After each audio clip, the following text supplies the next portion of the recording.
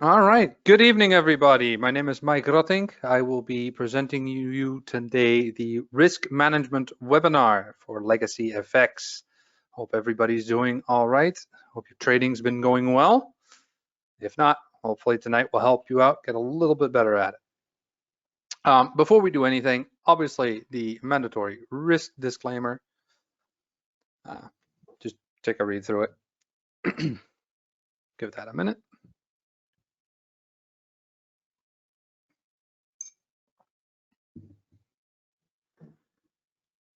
Yeah, I think that pretty much covers it. All right, so firstly, what we'll do tonight is I'll give a very brief explanation about me, but then we obviously go into the core of it. Now there's a little bit of a subsections, but in general, the risk management, I've broken it up into understanding your limitations, knowing your limitations, and I'll explain further on that in that section what I mean by that. Controlling your exposure and everything that's related to that. And obviously at the end, your risk reward ratios, how to set up the trades when they're moving, and all these sorts of kind of things.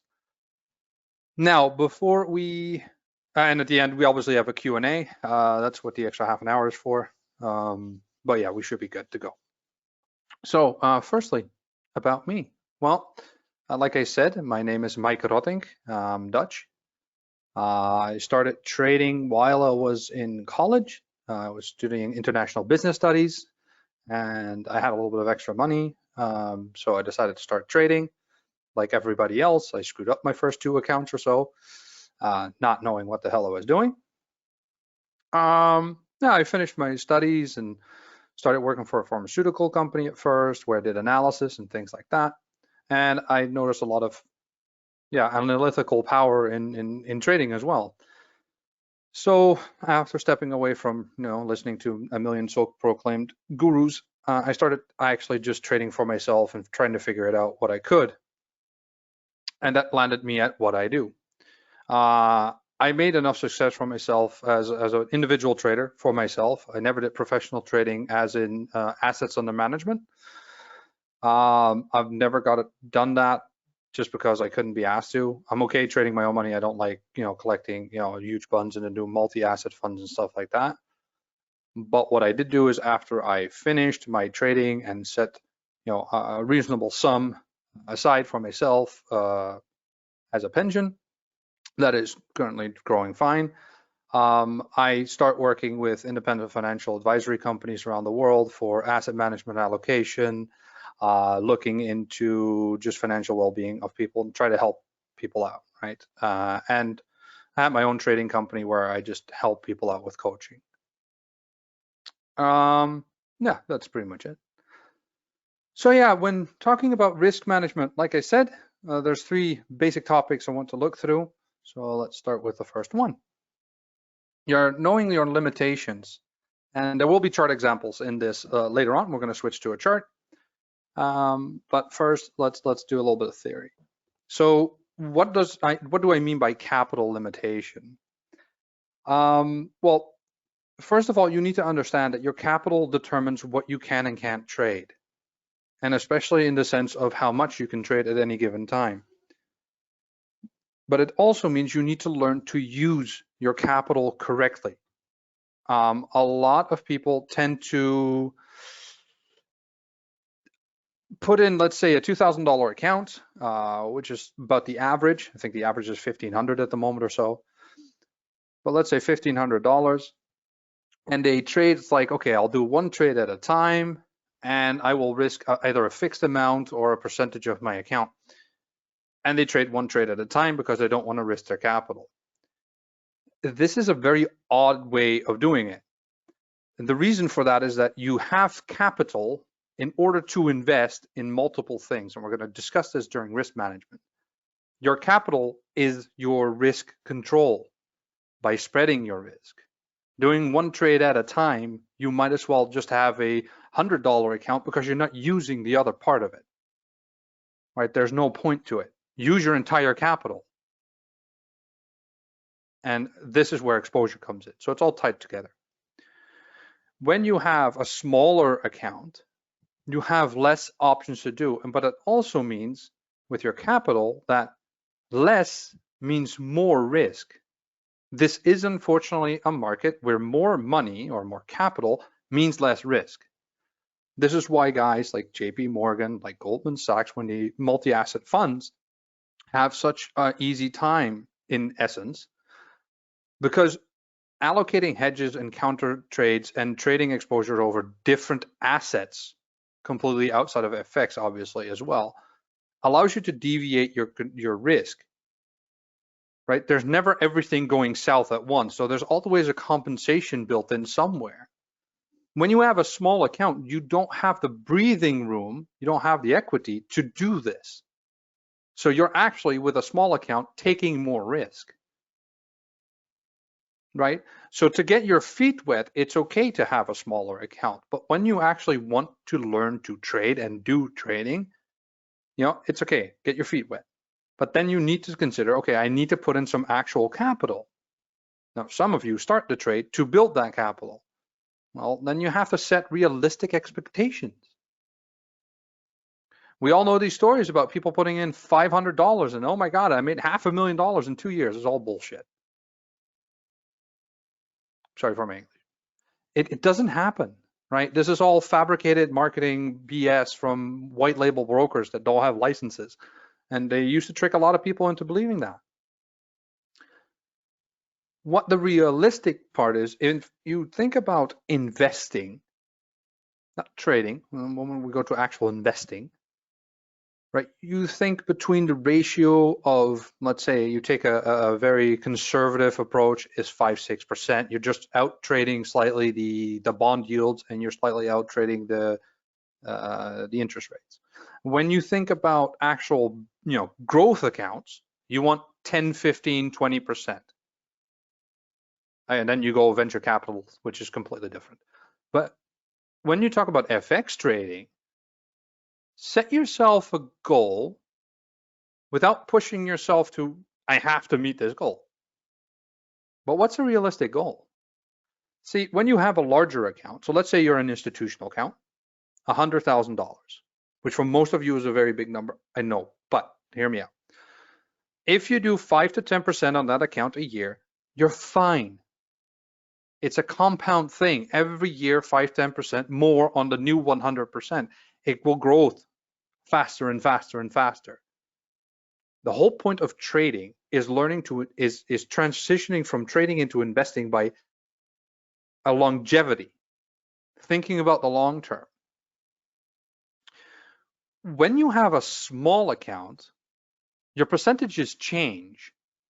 And the reason for that is if I give you a €1 and I turn it into €2, I gave you 100% return on investment. Doing the same thing with 100,000 is a completely different story, right? In one sense, it's a bit easier because more money allows you to do more things, right? Money makes money. But in a small account, you need to not set a goal of like, okay, I put in $500. Let's say you have a really, really small account. Let's put $500 in. Okay, what do you want to be at the end of a trading year? Realistically speaking, most of your trades will be micro lots, right? And we'll get back to that in a minute when we discuss the entry points and how that controls your lot sizes. So let's say you have a micro lot. Most of your trades are going to be, if you trade properly, 200-300 pips, which is about $30 per trade. Let's say you have a win trade of about 40%, which you might think is very bad, but if we're doing risk management, so I'll explain later why that's fine. If you do anything over that, you'll grow exponentially. And you keep that up. Well, then realistically speaking, your 500 should be about 1,000, maybe 1,200 by the end of year 1, then growing to about 2,000 by year 2, then probably another $600 or $700 on top of that by year 3, right? Not $500 now in the end of the year, I have 50 grand in my bank. Like, it's not like it's never happened before, but It's like rare and in between. You have a better shot doing that approach of I'm just putting my entire capital on one trade and hope it wins, and open, close, open, close, open, close, open, close, for 10 pips or something. You have a better chance of walking with that same amount of money into a casino, put everything on black at the roulette, and do that 10 times in a row and win all 10 of them. Like, your chance is legit higher. It doesn't work here. You need to approach every single trade one by one. So I set micro lot on a small account, and obviously standard lot is the highest, or multiple standard lots, obviously. But how do you determine your lot size? Should you trade with a fixed lot size? Now, I like to usually do a little bit of interactive in my webinars. For those that have joined me previously know that. So the chat's open in the question part. Now, let me ask you, should you work with a fixed lot size, or should you work with a flexible lot size depending on the trade? Anybody willing to make a guess?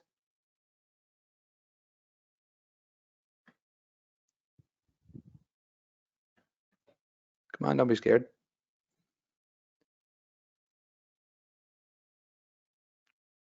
Nobody. Okay. All right, so the correct answer is you should be trading with a flexible lot size. No, one person just came in. Yeah, correct, flexible lot size. And the reason for that is that what you are working with is a fixed percentage risk of capital. This allows you to take more trades. Now, there is a small side note to that, because your lot size gets determined by your entry level, and your lot size gets obviously then determined by your entry level versus your stop loss. Now, a big mistake that you will see in a little bit is that people take a fixed amount for a stop loss. So a fixed amount of pips, right? Okay, so whether they're trading the US dollar JPY, the Euro GBP, or the Euro CHF, they're all trading with, I trade with -15 stop loss and a fixed take profit of 30, which is a 1-to-2 risk ratio. This is the dumbest way of trading I've ever heard, because it's not relative to the market you're trading, first of all, and it's not relative to the price points that the market's at.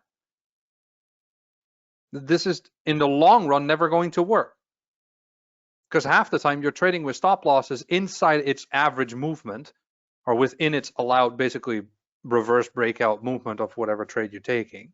Let's say you take it with the trend. It has a certain range that it can jump backwards for a variety of reasons, right? Geopolitical, fundamental, different reasons. So you have to factor that in, and you need to allow a trade to breathe.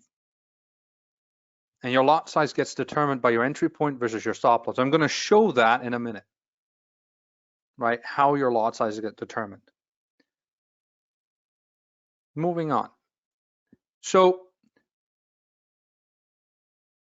we factor all this in, right? I have my lot size because I know where my stop loss entry point is. I factored all that stuff in. Now, what can I affect about the global influences? Well, really quite little. For those that attended my fundamental analysis webinar about 2 weeks ago, I explained how and why there are certain geopolitical things you can kind of factor in, and that's when they say that the price has been factored in. Right? If you ever watch Bloomberg, you will hear that from time to time. They'll mention that the price has been factored in. Is that certain geopolitical decisions, whichever way they swing, has already been priced in. Like, the markets won't react to that. The bigger investors that do the actual bulk of the market capital in the market factor that problem already in this. Right? So you don't have to worry about that part. What you do need to worry about is in your case, is when you open a trade, what is the influence on your particular trade that could at the start knock you out? So timing is very important as well, right? We're trading directly into the market, not directly the market, but You're trading directly onto the price changes on the market. And what that means is that you need to understand that when you want to open the trade, always double check the economic calendar first. Right? If you open it just before an interest rate decision, that's not very smart because you know it's going to do something. So just wait, right? A lot of people rush to open a trade. And in the chart, you'll see what I mean by that because you're trading on an hour or 30 minutes or something.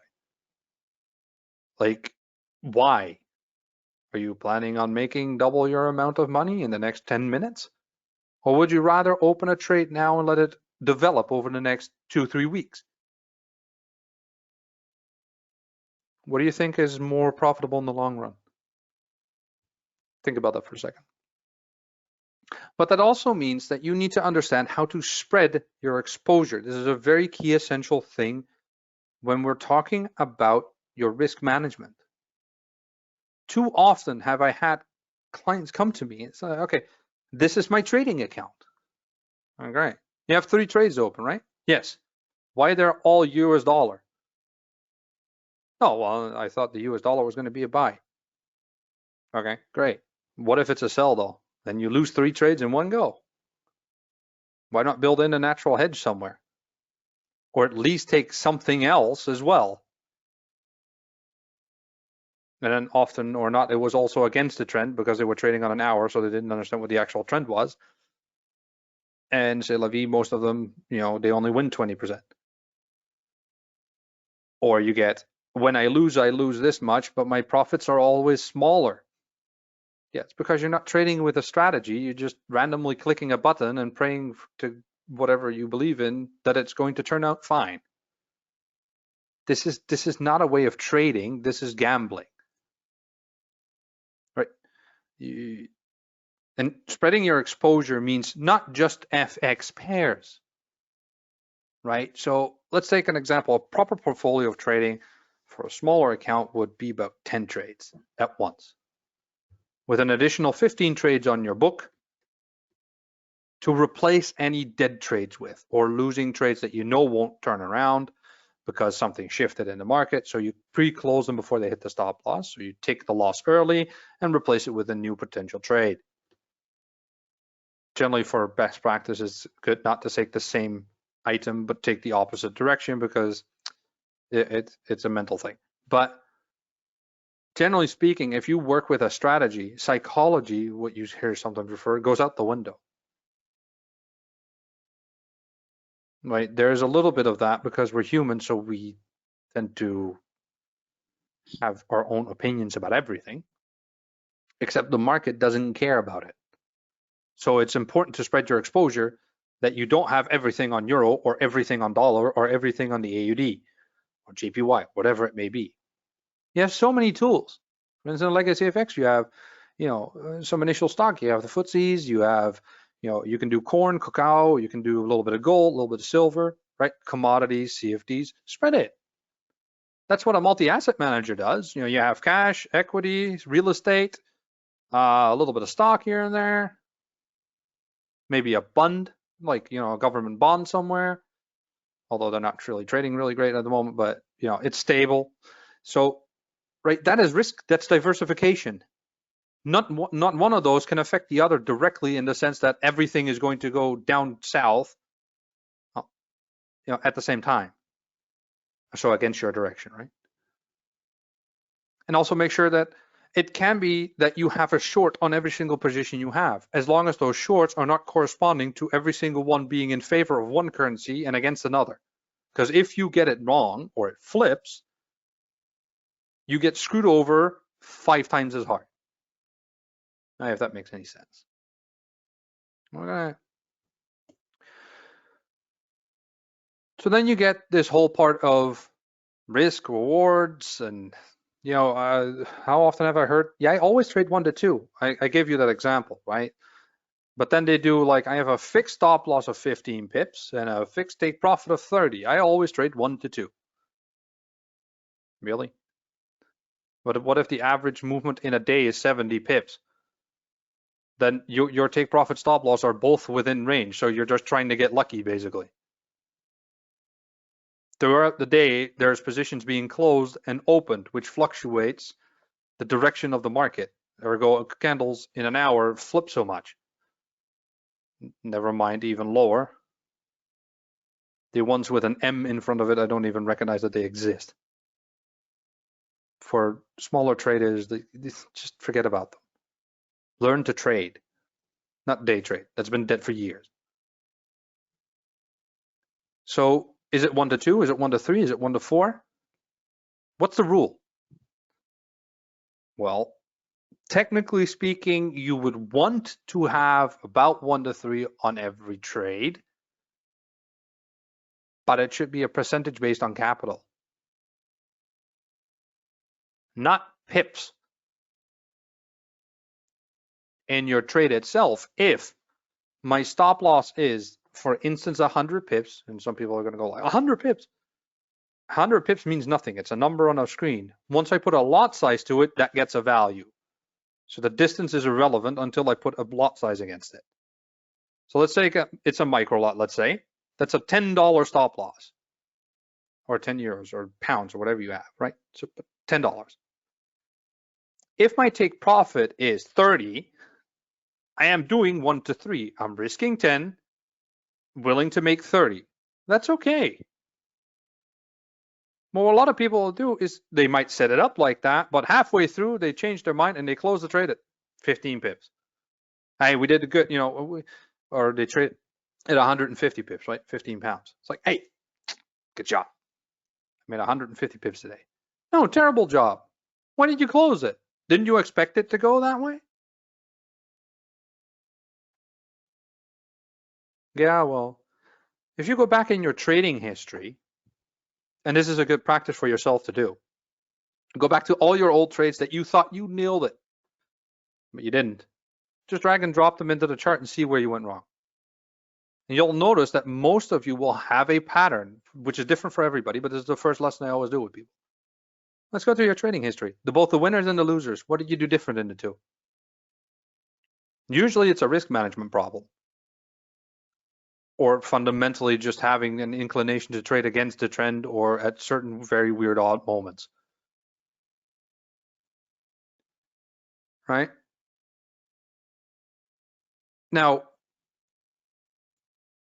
by the way, with the people going in with the questions along the way, we will have a Q&A at the end and I will go through everything, okay? So now we have what I already mentioned, a fixed and a moving stop loss. Well, a fixed stop loss we all know, right? So I have my entry point and I have a fixed stop loss and I keep it there no matter what the trade does.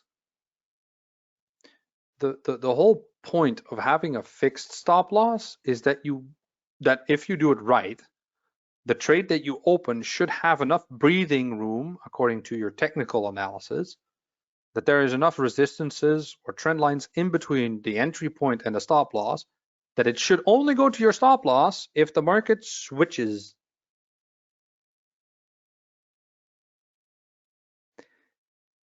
And what I mean by switches is I mean on a week or a day, not on an hour, because it does that 3-4 times a day.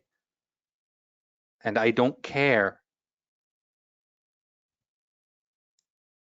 The market moves in different directions at different times of the day because guess what? The world is very big and people trade at different moments of the day.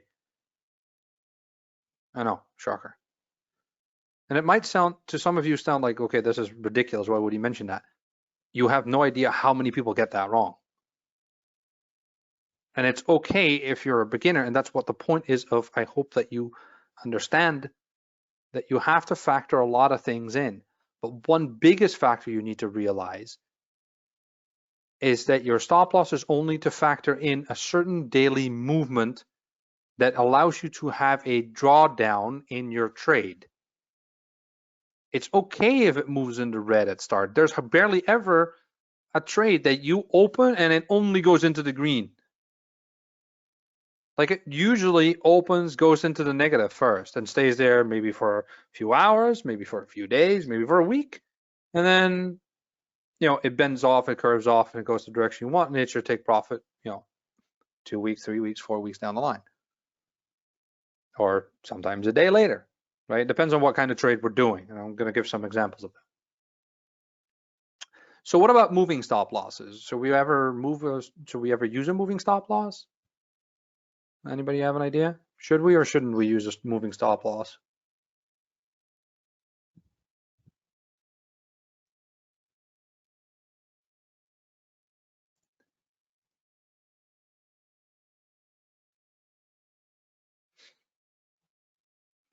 Okay, thank God nobody said no on that one. Yeah, you should always basically just set up a trailing stop. And the main reason for that is even if you trigger your trailing stop so it moves to 0 and it goes back and hits your stop loss, and then for instance goes to your take profit, that feels like shit, I know.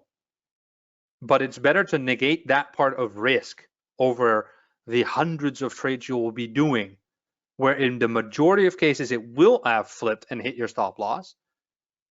It's better to take 0 than a minus from a trade that was in the green. But you don't want to trade green trades that fast. You want to allow trades to develop. Because again, in over quantity of trades over time, if you have a backwards testable strategy, then it shouldn't matter because the majority of trades should be winning. Now let's say that you have a 1-to-3 on average ratio. Trust me, it's actually higher when you see my chart in a minute. But let's, for train of thought, have a 1-to-3 ratio. So let's say we strictly fix 1-to-3. If I do 100 trades, right, I win, let's say, doesn't matter. Let's say 40%. Am I in a loss or in a profit?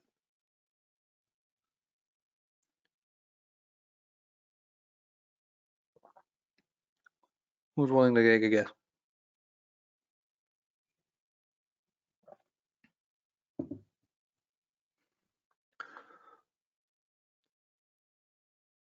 So it's a fixed 1-to-3 ratio in this scenario. I always have 1-to-3, and I win 40% of my trades.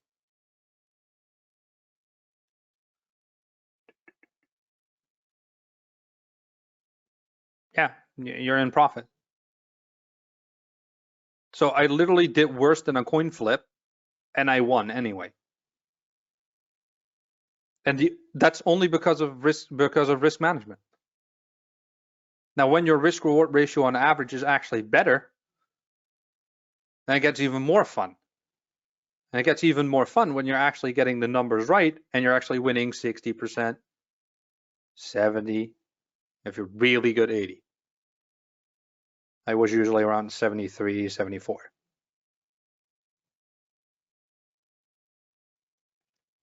You don't need any more than that. That's a growing account year on year. But you don't need to do anything crazy. You don't need to be a god of crystal balls and tarot cards and then go like, oh, that's what it's going to do. I'm going to win 90% of my trades. No, nobody cares. You don't need to win 90%. You only need to win like 30. If you do a proper strategy, your actual win ratio needs to be like 35, 36%, and you should have a break-even / profitable account.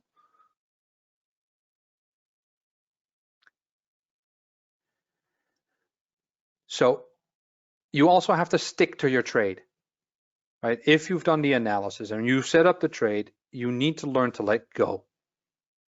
I'm going to get to that. I'm going to go look at that now before we get to the Q&A. So this is a blank chart. There's nothing on this. Why is this weird thing here? Can we fix that? No, it's going to keep that. Okay, whatever. Doesn't matter. All right, so I took everything out. Let's take the grid out as well because otherwise you can't see the lines in a minute. So let's go to first the pound versus the dollar. I just did some very basic technical analysis, and you will see that this is on a week.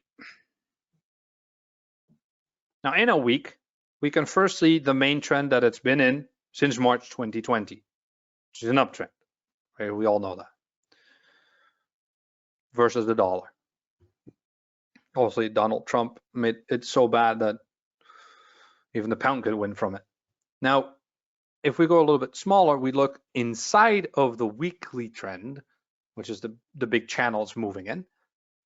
Let's go to a day. I hope this is big enough and everybody can see it. It's a little hard for me to like move. Inside the daily trend, I made two trend lines. We have the bottom one. Can I zoom in a little bit? That I put on here. Now this one only has two connection points and two wicks.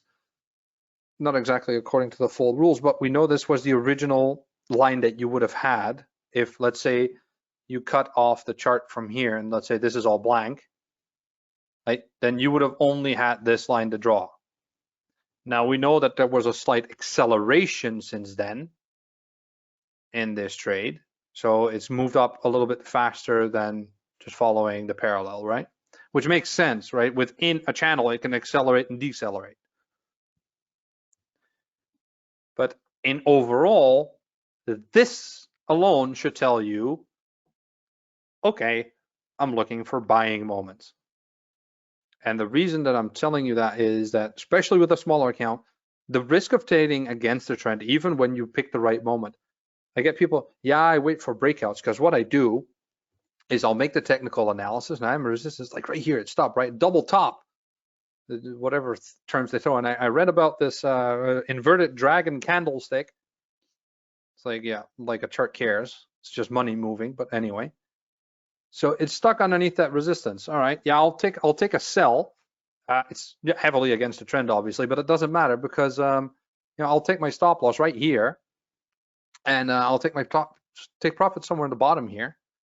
And it might break out, against the trend, and then oh my God, I'll be in so much profit. How many people have said that to you, and how many times have they blown up an account?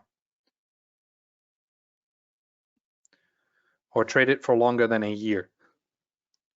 I mean, entertain the thought for a second. The reason people say trend is your friend, it's for a reason. It's not entirely true because trends can reverse, but you can predict. When you're good enough, you can learn to see and understand why certain trends start to change. It has to do with pricing points. It has to do when the bigger assets get liquidated in the market, which is the actual market maker, so the actual investors, right? Multi-asset funds that close funds, or flip them around or pull out certain assets. That's when the currency flipped. This is what creates the market change, not us with our $300 accounts or $2,000 accounts or $20,000 accounts pissing in a giant pool of water. Like, it literally doesn't shift it at all. Unless we all globally decide to do everything in the same direction at once, which obviously never happens. So it's not us moving the market, we're just along for the ride. I don't care how big you think your account is.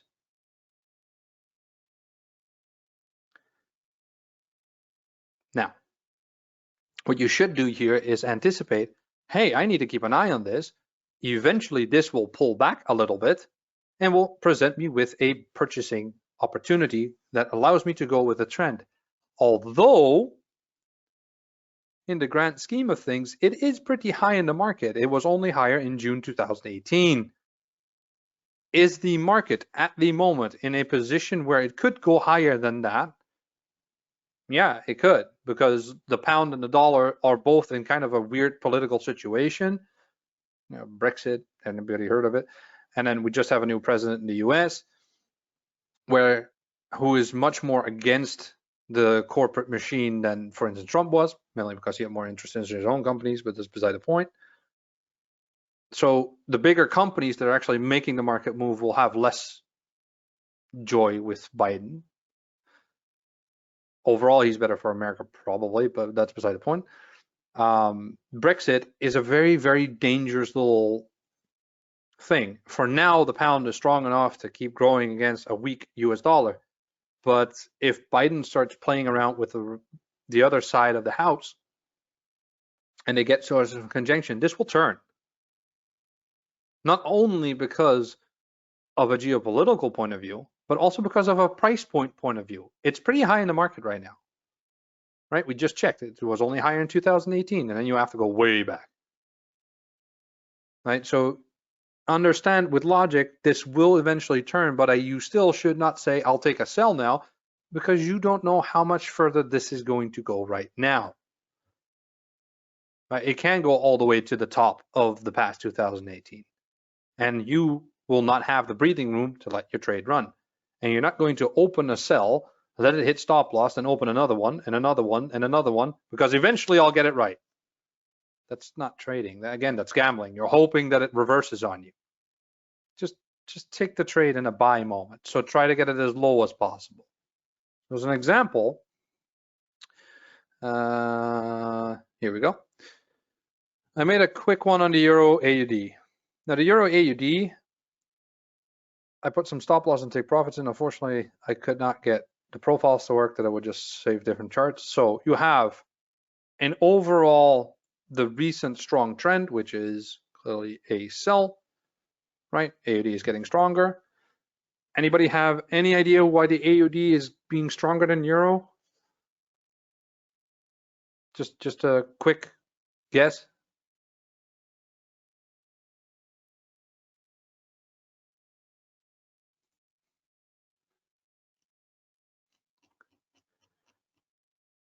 COVID? No. Interest rate differential. COVID? Not entirely. It's partially to COVID, but not exactly. Growth momentum? No, it's more. Yeah, vaccine is again COVID related. I mean, it's a part of it, but not exactly. Economies, yeah, economies is getting closer, but why specifically is the economical situation in the AU better than the EU? What does Australia have access to that the EU doesn't? Yes, Johan, you got it. Yeah, their geoposition towards Asia is much better than Europe.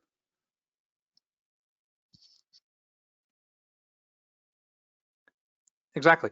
So the import-export market is more accessible to them in the current time of COVID. And the rest of Europe is basically cut off. I mean, we got tankers laying on anchor outside of Rotterdam, for instance, I don't know, for months now. I mean, at this point, I think the potatoes are done. I don't think they have potatoes on it, but you get the point, right? So that is one of those things that if you think about it for a minute, hey, that's what's going on. So that's why it's growing. So we also know that when that situation changes, this market can turn. Now you're stepping into risk management thought of, hey, what do I need to keep in mind out for my trade that I have on any AUD positions? What is going to change that market direction or could potentially change that market direction, right? So that's what you have to think about in advance. And this is geopolitical, right? Position, and this is just basic economy trading. So let's take this example for a minute. We have a downtrend and we are obviously then looking for a selling moment. So the first thing we're going to do is look at this very small, simple thing where it's moving up, which is great. It's moving up in a downward trend. Does it mean I can't take a buy? No. But if I would have taken a buy, I should have taken it at shotgun moment. Not now, because it's in the middle of basically the channel, which means that I would have to have a stop loss all the way outside here with factoring in potential movement. So my stop loss would be like way over here. And not, oh, well, I'll take a gamble and just put it right underneath the previous candle in case it goes up. And no, that's just, don't do that. Just stop doing that. That's very, very bad risk management, right? Glad to hear it, Bill. All right, so we have all this set up. Now, what do you think this circle represents? Pretty obvious, I think.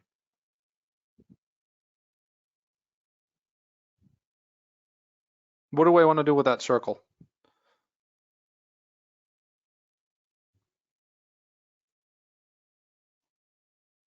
Reversal. So, yay. Yeah, it's most likely where the price will go, right? And that means that this is, no, not a breakout. Come on, why is everybody thinking about breakouts? No, it's my entry point for a sell. Statistically speaking, taking a sell in a trend that's been standing for 6 months is the wiser choice than hoping that this time it will break out. Because if I would take 50 of these moments, the gross majority of them will simply respect the trend and go with it. Yes, there might be one or two that break out, but I don't care because I win the majority by pure statistical fact. Unless the aforementioned scenario has changed. Right? Make sense? Okay, so we have our entry point. So that's somewhere in this circle, preferably. Now, what is this red line? Let me, oh, well, I'll Q&A thing in a minute. This particular line that I have here is the one that you always have to factor in into your mind, because you basically pull your trend line, as you know, over the closed candles. Wicks are just market movements. It's basically a breathing room, right? So this is like a gray area that it can kind of like break out in and move into. So I want to basically take a sell inside these two lines. Even better would be if this market flattens out a little bit and stays underneath this daily resistance. The purple ones are daily resistances. And like in this corner, this quadrant right here, let me get the grid away. So more importantly, clips. There. More importantly, does this work? Sort of. That would be the ideal situation for me. I want to get it somewhere there. Now, there's this burgundy darker line.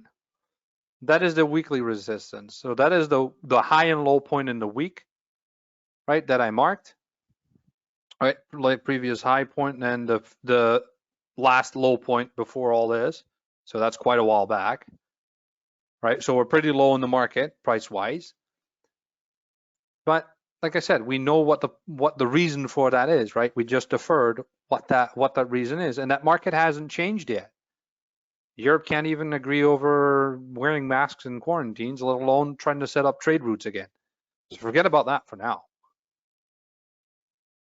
So let's say the market does perfectly what we want it to do, and we see that the candles is here. So this is a green candle here. It's been going up and then it went back down and now it's going green and it's right here and it's pushing against this. Now be honest to yourself. How many of you have done the following? I switch to an hour or 4-hour trade. I wait for a candle and I wait to it to turn around. Then when I am confident it's turned around, I will take the sell.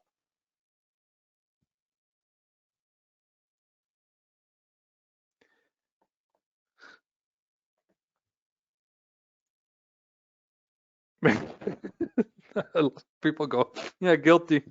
Yeah, a lot of people do that. Almost everybody does that at start. And here's the funny thing, what I do when in training session, I'll open up okay, so confirmation pattern of what? Like you don't have to wait for a confirmation pattern, right? We're trading with a strategy. I'm not trading the moment. I'm trading the market. I'm looking for time in the market, not timing in the market. Right? I'm just looking at where can I open a trade that statistically speaking has the highest probability of going in my favor for the longest possible period of time. That's it. And if I think that this is where that trade is, according to this very basic technical analysis, but I say it's here, then once it reaches my point, pull the bloody trigger. Don't wait for another 3 days for the candle to be halfway down and go like, yeah, it's a sell. I think it's a sell now. I'll take it. Right? Because what happens is I go in here, right? And you go in here. So I'm already 100 pips in profit. And now you start deciding, okay, I'll take the sell. Like that is the fundamental difference between how you trade and how I trade.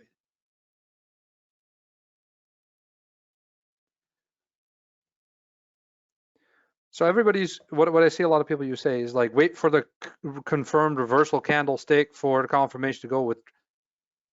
You know what creates that reversal candlestick? Investors that actually trade the market. So you're waiting for me to make my move, and then I confirm to you, yeah, we're selling it now. And then you go in. Well, I'm already in profit, so don't really care. Your extra money just makes the market move a little bit faster for me, right? And me being the bigger investment houses, right? JP Morgan, Goldman Sachs, GAM, Pacific, these guys, right? They're asset managers. They're looking at this, say, okay, I'll throw 100 million at it. I mean, it's a Monday morning, so why not? You know, go crazy. They make the market move. You don't. You're just along for the ride. They can't just randomly throw positions in, obviously. Right? There's a lot on the background that goes with that. It's not like they just wake up one morning and go like, you know, today I'll short the euro. I think. Like there's fixed contracts and times and slots and everything else. Supply and demand zones is one of those things that people throw around. They kind of have to tie in with that. Okay, so let's say that, let's take this circle out to clear it up. Wait, why is this not? Oh, derp. Wait, why is this not? There we go. No, I want to keep that bottom line, please. All right, so my entry point is right here. So let's slap that in right there. And we'll give it a bigger line. So let's say I went in a little bit on a spike, and this is my entry point. Okay, so I'll make it really thick so nobody can mistake it. Boom, that's my entry point, right? That green line right here. As you can see on my screen, I made 4 stop losses. What would be the right stop loss for this particular cell?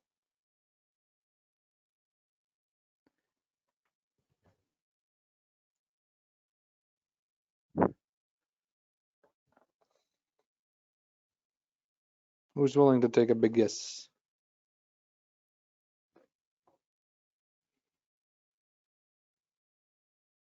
Mm-hmm.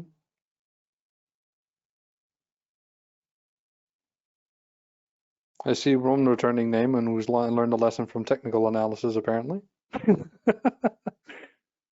Everybody says 1, and you're all wrong.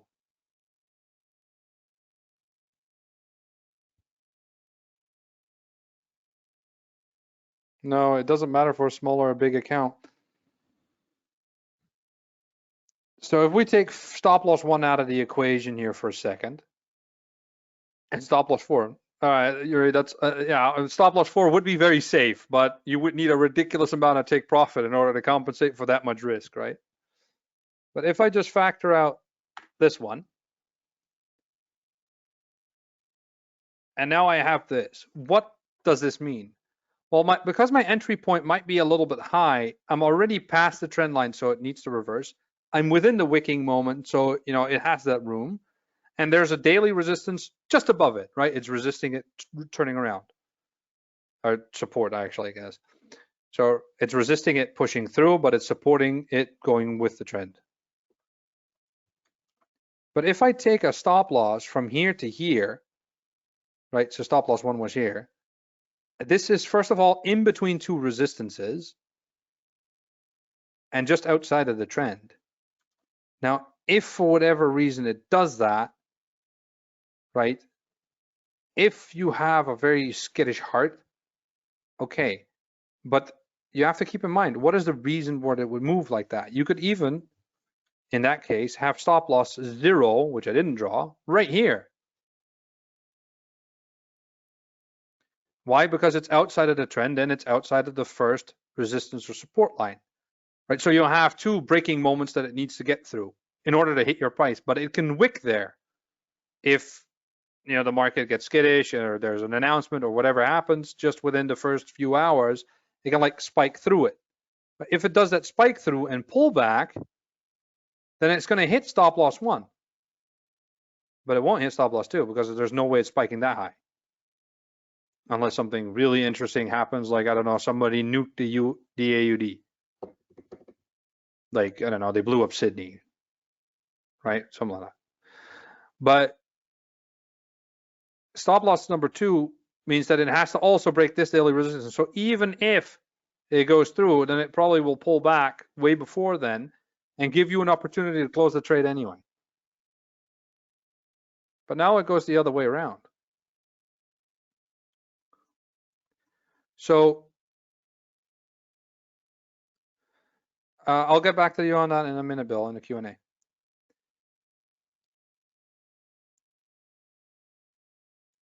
So the green lines are take profits. Where's the last one? There.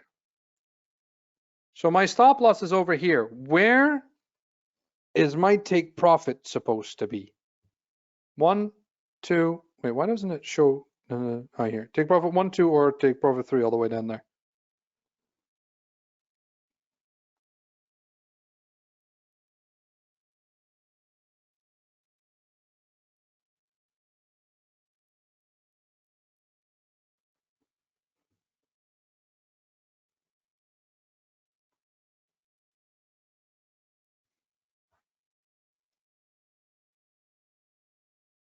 Enjoy your meal.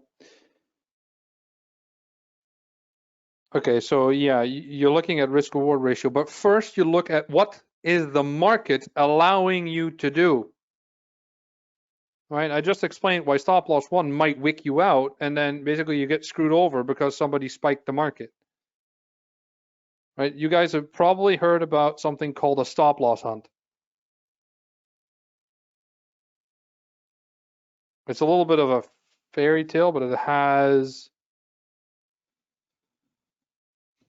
some validity. But basically what happens is it's a liquidation of a giant asset that just fluctuates the market really fast, which people jump onto and then accelerate the term, and then a bigger investor just puts it the other way around again, right? The funds get reallocated. And that corrects the market, but that's where that weird wick comes from then. And they call it a stop loss hunt, but really it's just a market fluctuation from a bigger party just flipping the currency around, right? Liquidating one asset and then usually another one picks up on it. Because somebody's buying it, right? I'm literally selling one bank to another. So it goes out of one side and it goes to another side. So you have that moment where it flips. All right. So yeah, in essence, everybody is kind of on the right point, right? Take profit 2. So now the question is like, okay, based on the rule that we wanted, is this what we want to take? Well, let's take a look. My stop loss here is 3,698 points, 370 pips for ease. My take profit here is 500 points. It's not 1 to 2, is it? That's kind of shit. But this is a weekly low point.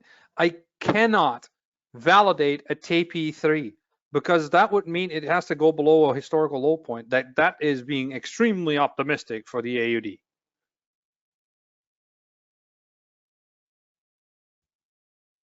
Right? Because at that point, if it gets here, think about what larger investors are going to start thinking. Well, at the bottom of the historical, not historical low, but a recent low, I need to go to a week and then actually scroll back to show you.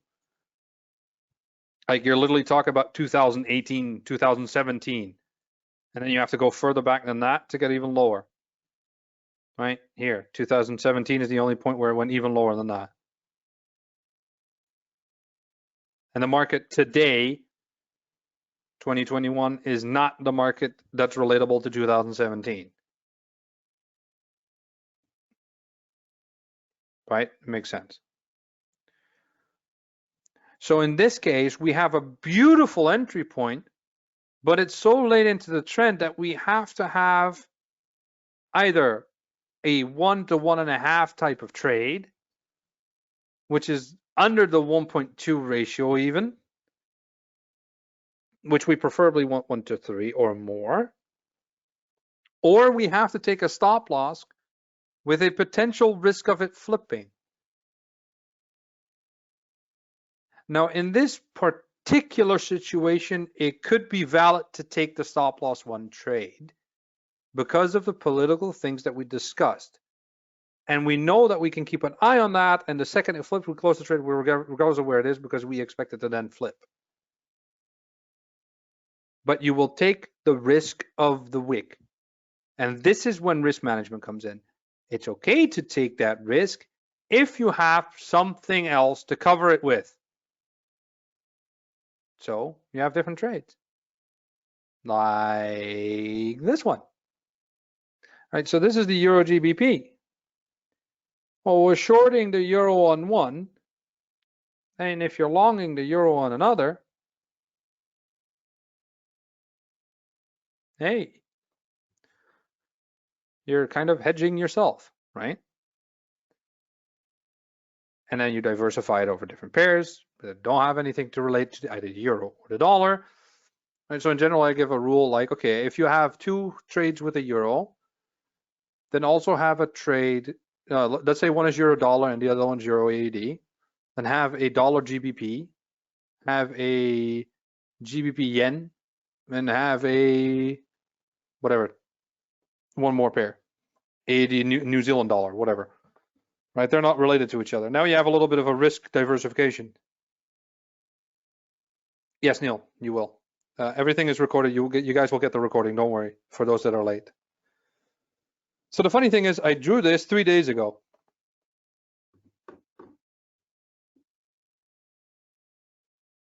For a coaching session. Look where the wick went. It literally nipped it. So if you would have taken that buy, which is against the trend, but you're in a very low point. So this is a moment when you can take a long versus the euro when you take the other short, right? But this is where I expect it to reverse. And it's okay sometimes to go against the trend because you're low and you have a double trend line, the weekly and the daily. You're underneath both. So it literally has to break through that to go lower. So it needs to accelerate a downward trend that is already in a low price point in the market.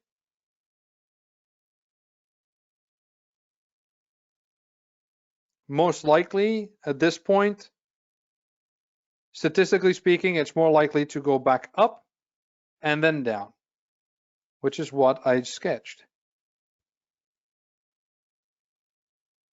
So this is moment number one. But what the reality is for small accounts is that, especially when you start, when you don't have any profits yet, because profit in your account is extra capital you can use, you're going to wait for it to go here. Anywhere along this line, preferably in this region, because that's underneath the support resistance, and then you can take the sell and you can ride the trend. But the reason I say a buy here is because it's at the bottom of these 2 points pulled out, right, which is the previous low, then it had a correction and went down. There's a good chance that this is the moment it wants to do this again. Liquidation of assets, reset the market, go back in. So it just goes to the bigger trend line. And that is where it's okay to take that risk of, hey, okay, I'll take this trade, I'll take the trade in, but I'll take it with a tight stop loss, right? But the stop loss is, well, where? What is the point that I can go with here? There's nothing in this region. Because if it needs to break, well, historically, this was March, obviously, and that corrected itself, and then it corrected itself again. It's basically going horizontal. Because if we really look at the market, this is the median price it's been around for the last 7 months, 8 months. 50% under it, 50% above it. So it's time for it to go back above it. It might not, but statistically speaking, this if it's going to reverse, this is probably a good time. But if I set it up, I have to let it breathe. So we do the same thing again. Let me take the grid out, by the way. So we do the same thing again. Let's say I take the trade in this circle. Where's my stop loss? Well, if I look at these lines, there's like, this is the only reasonable place. But that's 150 pip stop loss. And then I will have to expect it to go through here, and I need to take profit somewhere here because I expect it to do that. That's 200 pips. Again, it's not 1 to 2. Like, again, the market is not in the right spot for us to do this trade. So we're going to have to accept a riskier stop loss, which is this one, right? Underneath the wick of this. And because you're going against the trend anyway, all right, fine. Then I will risk control by taking a very smaller, a much smaller stop loss, but that makes sense anyway compared to the pre-March spike. Spikes like this, you can generally ignore. They're not actual market price fluctuations, right? The only thing this does is set a new, like, let's say, level of where it moves, generally speaking. And it is, that level is within range of this bottom and this wick. So it's like, I have to play with it.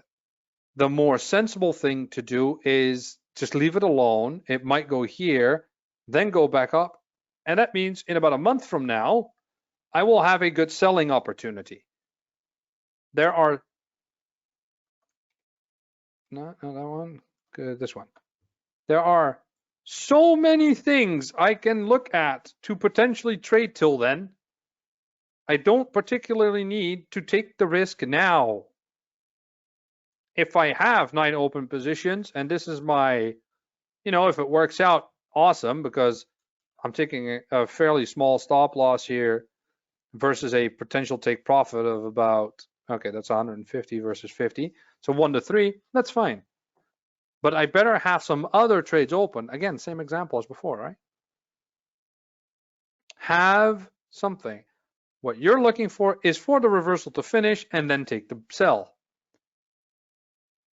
Preferably at the top of this weekly trend line, factoring the wicks. So here we have the wicks again, right? So, you have these wicks. So that's like, okay, you have to factor that in, right? If it gets over here, it might spike there, but in your account, you can't set a stop loss all the way above the previous market price, right? Now, when it comes to lot size,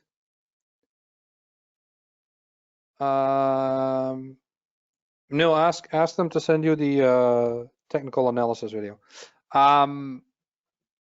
When you are looking at the trade here, the lot size is determined in a simple way. Once you have assessed where your stop loss is going to be, so let's go back to this one. Once you've assessed where you are going to be placing your stop loss, right? You know the amount of pips that it is. Now let's take this scenario where we're going to accept that we're going to be trading with the trend and stop loss 1 is actually kind of a valid stop loss. I mean, it can spike there, but it needs an exceptional circumstance to do so, right? The best stop loss is number 2, without a doubt, because this one is it's way too far out to compensate, because I would need a trend. I would basically need to be like here, where I happen to grab it at the reversal and then have open trade number 1, 2, 3, 4, which is, multiple trades on the same thing, shifting stop losses, etc., which is building out your portfolio. But here, let's say stop loss 1, we have a 200 pip stop loss, well, 210, but whatever, 200 pip stop loss. Now, let's take an example of having an account of $1,500. And I am willing to risk per trade on the stable trades. Risky trades, you can take a little bit less, right? So in the other example, Euro GBP, I would take less risk because it's a riskier trade where I already have a smaller stop. I'll take a less risk on my capital, but if it does work out, great. But I don't need it to, right? It's just like a Hail Mary. Who can guess what my 5% capital means here? So it's 200 pip stop loss. I have a $1,500 account. What's my lot size?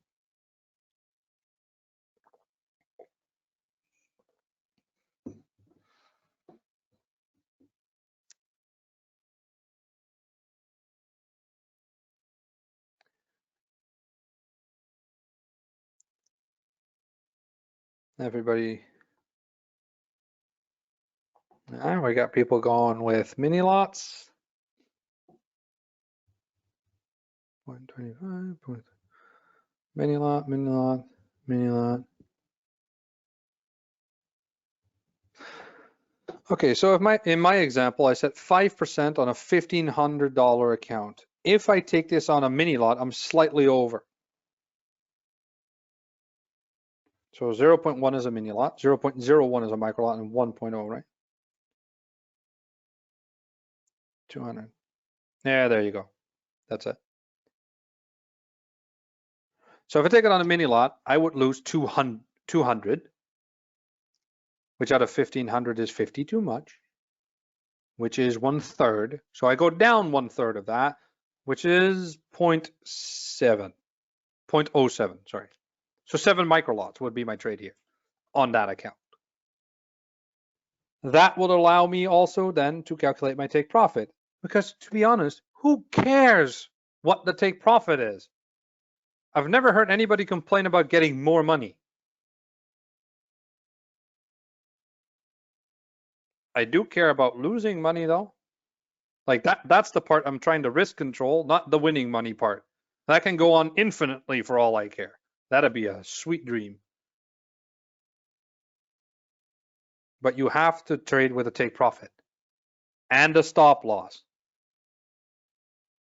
First of all, because a stop loss means that you're setting yourself a risk factor and a fixed amount of capital risk per trade.